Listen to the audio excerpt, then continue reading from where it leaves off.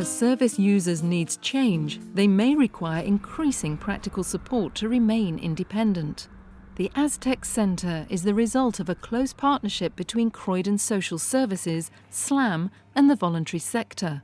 The assistive technology it provides can be of real benefit to service users and carers. Assistive technology is really an umbrella term, and it's really referring to any piece of equipment or system, anything really which helps someone perform activities or routines that they would otherwise have been unable to do. And the classic is the activities of daily living. People with dementia and other conditions find a lot of everyday tasks very difficult. It includes a wide range of equipment for physical problems, for mental health problems, for sensory problems, etc. For service users with memory problems, it can help preserve independence whilst managing risk. Now, this particular system, which comprises a gas detector but also a control box, enables the service user to continue to cook, but if there's a gas escape, it will actually shut that appliance down. Assistive technology can encompass a range of passive or monitored systems. This is a range of some of the sensors that we use. The smoke detector is probably the one that we use most often. Instead of just making a loud beeping noise in the presence of smoke, it sends an automatic alert through to the monitoring centre, who can send a responder to deal with that situation. The applications of assistive technology are evolving all the time. New and exciting developments using GPS are amongst the latest initiatives. The Beckford family were amongst the first to test the new technology. It helped to combat Rufus Beckford's increasingly long absences from the family home. Often we'd go out and people would say, oh, we saw your dad, this place, and we saw your dad that place. Oh, we saw your dad earlier in another place. And it was about, okay, so he's been all over, but we haven't got any control over that.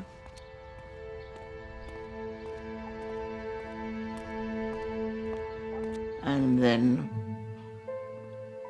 it transpired that on one occasion he went away and never came back.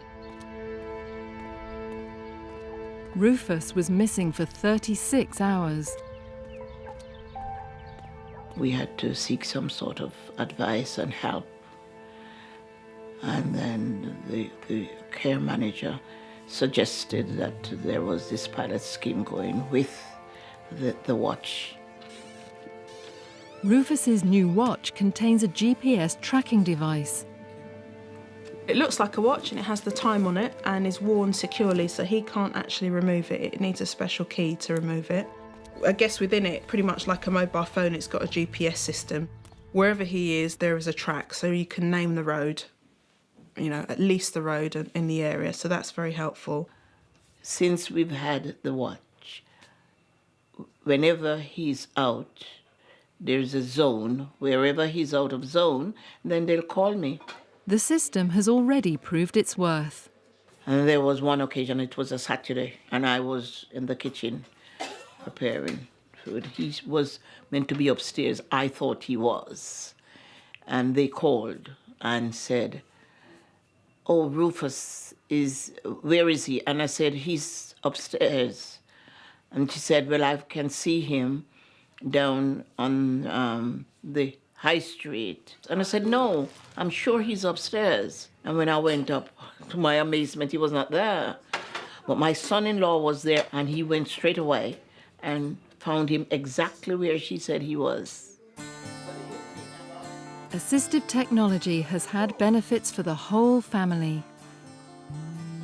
If we didn't have the equipment, then I don't know, it would have been more frustrating for us as a family.